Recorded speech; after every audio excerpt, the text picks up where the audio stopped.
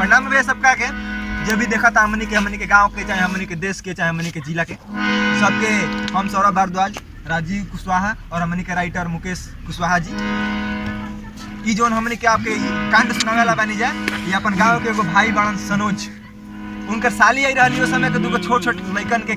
प्यार हो गए उनका से, तो वो अपन हमनी के दर्द बतैल हन लो, तो ऊपर हमनी के राइटर जी लिखल हन कि हमनी के दर्द गाव, तो वे लिखल बाटे तो गावत राजीव भैया, बजावत सौरभ भैया आ कोरस में बाणन लालू भैया। इहे वो आशिक बाटे भाई जकर नाम पड़ल बा बीच में, देखिए लो बहुत दर्द भरल बा एक लड़का के बीच में। तो शुरू कर दे जा, कोनो गलती हो तो माफ कर दे, बाकी हंसी मजाक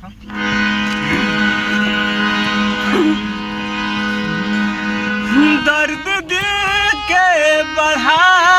के गई, दर्द दिल के बढ़ा के गई, आइल हितई में 4 दिन खातिर बाकी हल्का मचा के गई, दर्द में 4 दिन खातिर बाकी हल्का मचा के गई,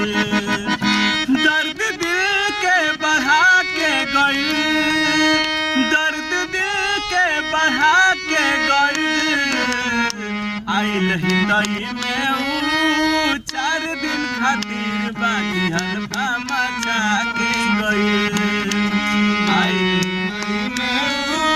4 दिन खातिर बाकी हल्का मचा के गई, बाकी हल्का मचा के गई।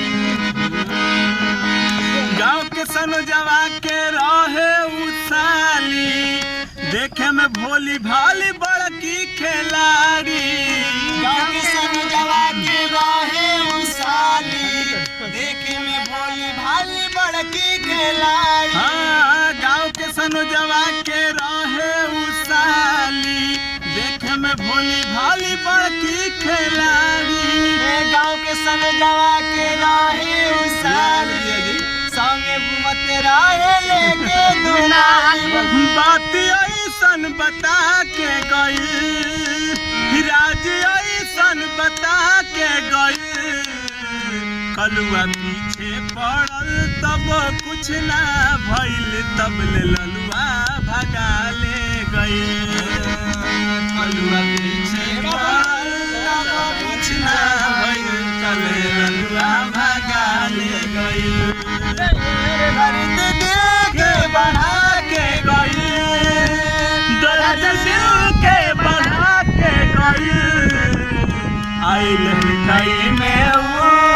4 दिन खातिर बाकी हल्का मचा के गई, गइल रे बाकी हल्का मचा के गई, गइल रे बाकी हल्का मचा के गई, बाकी हल्का मचा के गई।